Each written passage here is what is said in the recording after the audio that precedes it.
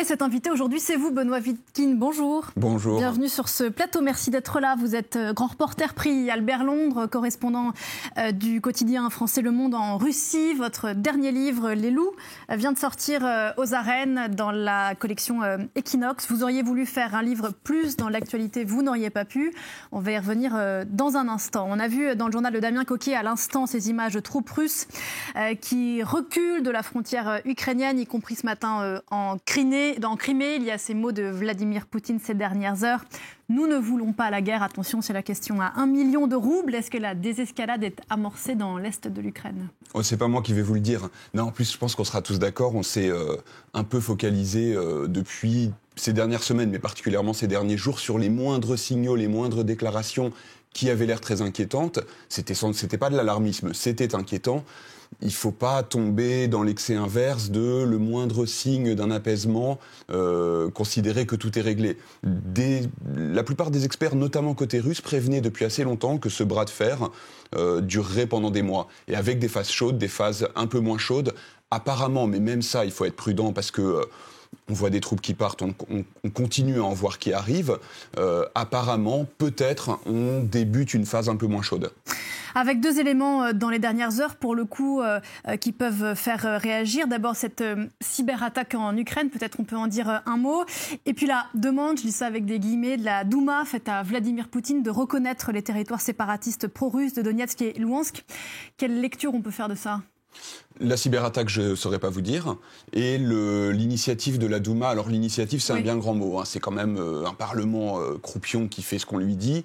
Il fait, depuis le début, la stratégie des Russes, c'est de placer dans les mains de Vladimir Poutine le maximum d'outils possibles, d'instruments de pression, de négociation, selon qu'on est optimiste ou poli, et ensuite libre au président de les utiliser dans ce bras de fer avec les Occidentaux.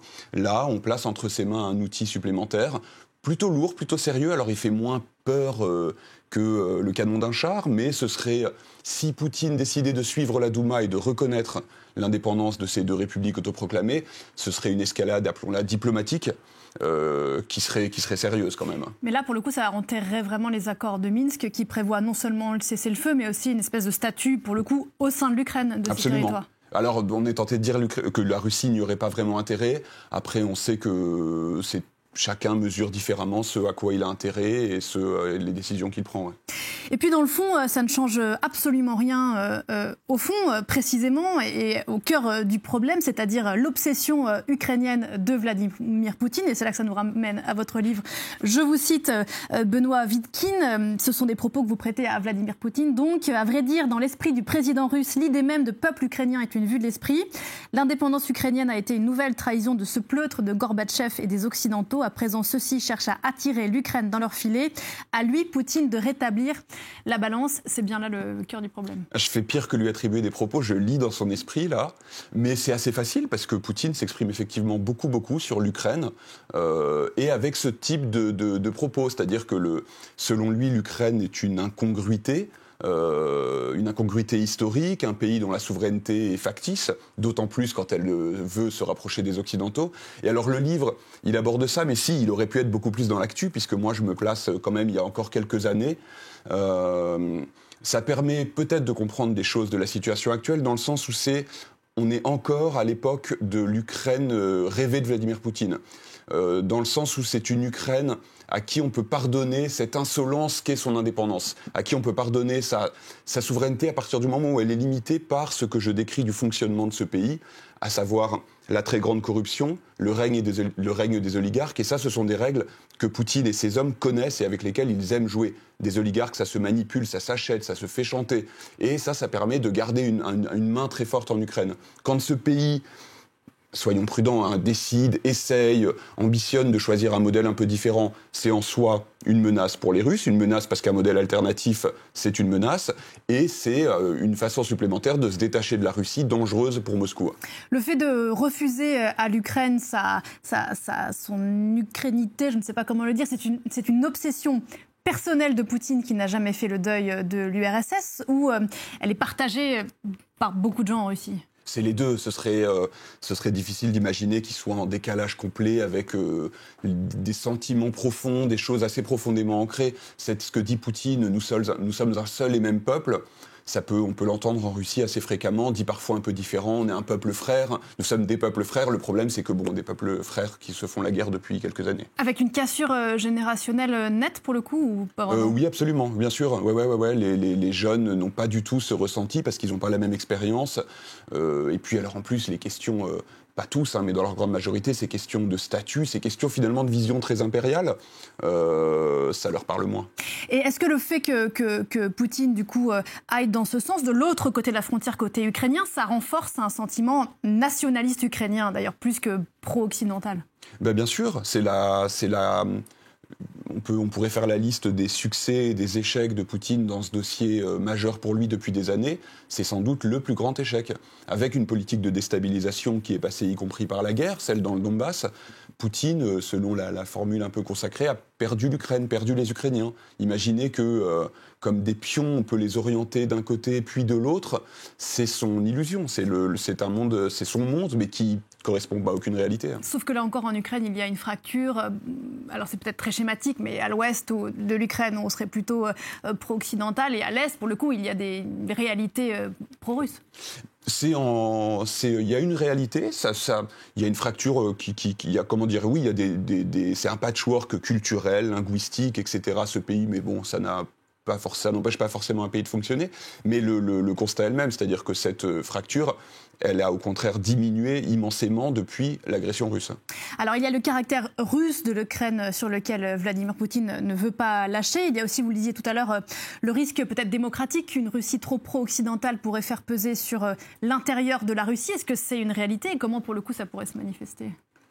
Alors ça, là pour le coup, il s'agit vraiment de lire dans l'esprit de Poutine, encore une fois, avec un peu moins d'éléments, mais c'est ce qu'on peut imaginer, c'est-à-dire qu'à partir du moment où Poutine et une partie des Russes décrivent l'Ukraine comme en réalité une partie de la Russie, son ancêtre historique, mais aussi un peuple vraiment tout à fait comparable. Si ce pays arrivait à choisir un modèle de développement complètement différent en termes de démocratie, d'état de droit, de lutte contre la corruption, ce serait un signal envoyé à la population russe très parlant, beaucoup plus que quand, par exemple, l'Estonie réussit une transition post-soviétique. Ce serait un signal à la population et donc un danger pour ce régime qui justifie sa spécificité en disant « ce modèle occidental, il n'est pas pour nous ». Alors la question inverse se pose en Ukraine et c'est en partie le sujet de votre livre. Pour faire un résumé, on suit une présidente élue de l'Ukraine, plutôt effectivement pré-Maïdan, si on veut raccrocher à la réalité, dans les jours qui précèdent sa prestation de serment. Présidente que les loups, à la fois les hommes du Kremlin et les oligarques, un monde d'hommes d'ailleurs, comptent bien à tout faire pour empêcher d'accéder au pouvoir. La question c'est comment une société démocratique, en tout cas à ce point gangrénée par ce qui est un vieux monde corrompu, ou du moins qu'il a longtemps été, peut se construire, peut avancer.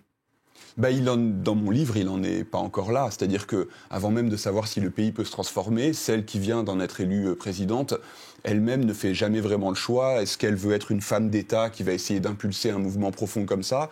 Ou bien est-ce qu'elle va rester une autre de ces hommes/femmes d'affaires rusés et qui aura mis la main sur un levier supplémentaire du pouvoir ?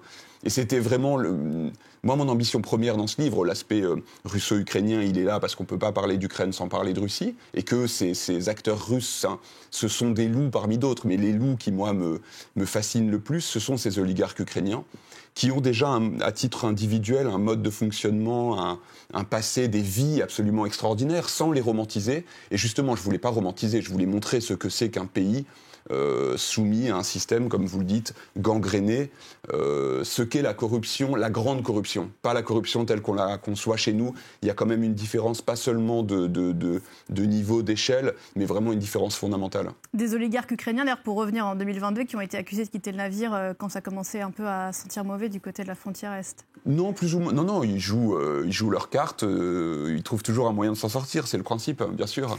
Pour revenir aujourd'hui, quel projet de nation aussi, c'est la question qui se pose. On peut construire en Ukraine, pour le coup, sur fond de guerre imminente, permanente, avec le risque permanent, pour le coup, d'être amputé une partie de leur territoire. On parlait de la Crimée à l'instant. Est-ce que les Ukrainiens ont fait le deuil de ce morceau de leur pays, comme ils devront peut-être faire le deuil de l'Est de leur pays? Comment on fait pour avancer en tant que nation, en tant que territoire? Difficilement, et c'est d'ailleurs la stratégie de Poutine. La menace permanente, un conflit plus larvé, un conflit larvé dans l'Est et une partie du territoire amputé, la Crimée, oui, ça fait quelques bâtons dans les roues quand on a l'ambition de changer radicalement un modèle de société qui est 30 ans de post-soviétisme corrompu, 80 ans de totalitarisme derrière. Ça fait des bâtons sérieux dans les roues. Quel modèle choisir malgré ça? Alors, c'est peut-être c'est aux Ukrainiens de le dire, mais ils essayent, ils espèrent. Pour eux, se rapprocher de l'Ouest, c'est une question de sécurité, et c'est le cœur du débat avec la Russie. Et c'est aussi une question, là encore, de modèle de société. Se rapprocher de l'Ouest, c'est pas forcément aller à Bruxelles. C'est adopter des standards qui seraient plus ceux de l'Europe, par exemple, en termes d'état de droit. Et concrètement, c'est quoi? C'est quand on est un citoyen, avoir le droit à son statut de citoyen, avoir le droit de s'adresser à une police normale, à une justice normale. Ce qui n'est pas le cas, ce que je montre moi dans mon livre, ce que c'est que la réalité. Non, vous n'êtes pas un citoyen quand vous vivez dans un pays corrompu à ce point-là. Un mot enfin sur un autre sujet, peut-être parce que je crois que c'est un sujet qui vous tient à cœur, du jeune homme auquel vous dédiez ce livre qui s'appelle Nikita Uvarov et sur lequel vous avez beaucoup écrit. Il a 16 ans, il vient de Sibérie, pour le coup en Russie. Ouais. Il vient d'être condamné à 5 ans de prison pour avoir voulu faire sauter le siège du FSB dans le jeu vidéo Minecraft. Qu'est-ce que son histoire, en quelques mots, dit de la Russie d'aujourd'hui ? C'est difficile. Elle dit, on pourrait parler de plein de choses, elle parle d'une génération qui est en fait à peu près la même que partout dans le monde. Un ado dans une ville de Sibérie, une ville particulière de Sibérie, c'est sombre, c'est dur, le plafond est très très bas on va dire. Mais il a les mêmes références, les mêmes rêves qu'un ado de Paris ou de n'importe où. Il s'informe sur Internet. Alors lui, il se trouve qu'il avait des sympathies anarchistes, mais j'imagine comme on peut en avoir à 15 ans. Sauf que là-bas, dans cette ville, ce que je disais avec cette image compliquée du plafond bas, c'est que rêver de liberté, c'est compliqué, et être un rebelle, c'est encore plus compliqué qu'ailleurs. Et ça se paye par la prison, en l'occurrence. Pour avoir joué à un jeu vidéo? Non, pas pour avoir joué à un jeu vidéo, selon l'enquête, pour avoir eu des projets d'attentat, mais l'instruction présente comme projet d'attentat le plus abouti, effectivement, cette idée vaguement lancée dans un chat avec des copains, haha, dessinons le FSB dans ce jeu Minecraft et faisons-le sauter. 5 ans de prison, donc. Voilà. Nikita Uvarov, à qui vous dédiez ce livre, Les loups, et à sa mère d'ailleurs, qui vient de sortir aux arènes, vous l'avez compris, on a fait des allers-retours entre la Russie et l'Ukraine 2022 et 2012.